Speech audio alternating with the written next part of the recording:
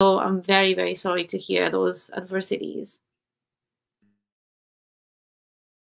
Yeah, thank you. I mean, I I feel like it does disable you. I mean, in so many ways, it has caused me to have invisible disability, and because of not only what my mom went through with domestic violence, but also what she had to go through with me during the bullying, because she was also isolated and kind of just experienced it with me alongside with the parents that were not disciplining their children and the teachers that were just excusing the behavior, because you had teachers that would witness it and be like, well, don't keep saying this because then I'm going to have to report it, and if I don't report it properly or something like that, I'm going to lose my job.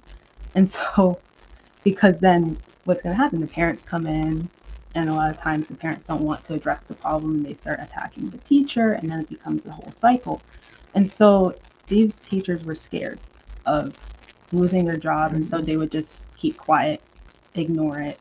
And so there was really no solution. And so the only, like, within the system, the only way was to find a way to get out.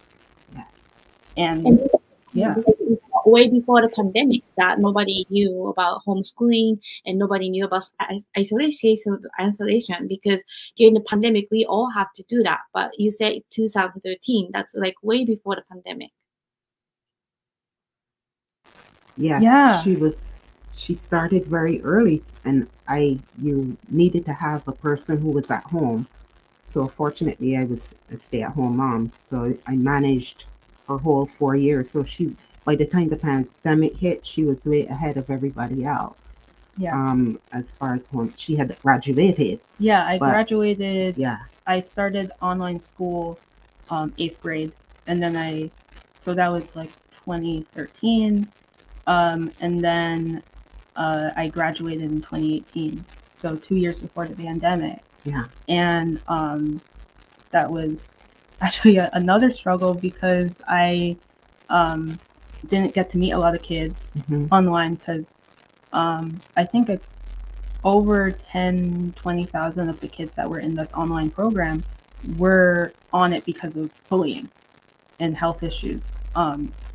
So most of the kids were just like me, and because of that, we didn't know how to socialize. We didn't know how to talk to each other. The kids that were in the community were my bullies, a lot of them, or they were kind of just allowing it to happen. No one would stand up for me. So if I met someone nice, if something happened, especially if it was race-based, no one would say anything. So I didn't really have community, and so I just kept.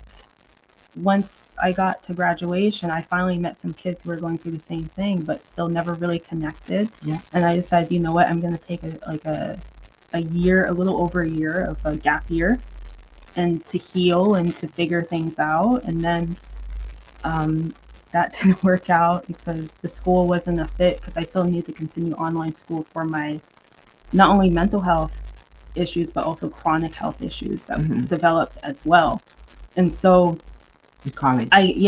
So the colleges I was applying for art just weren't accommodating. They didn't have many online colleges at that time, but she did get into one of them. Yes. But then it didn't work out, and then the pandemic hit. Yeah, then, only like 3 months later after I decided I'm not gonna go to college, the pandemic hit, and we were like, okay, so what are we gonna do now? Because she didn't get into college, and so it was this major hole that opened up, dealing with the pandemic and stuff, dealing with the financial stuff that came with it as well. So being able to not go to college, even though it was online, it was a saving grace in the sense of, like, I didn't have to deal with student loans and stuff during such a crisis where people were losing their jobs. My dad lost his job because of the pandemic, and so at the same time I was struggling again of, like, what am I supposed to do with my career now? I'm not able to make the connections, and so I had to get really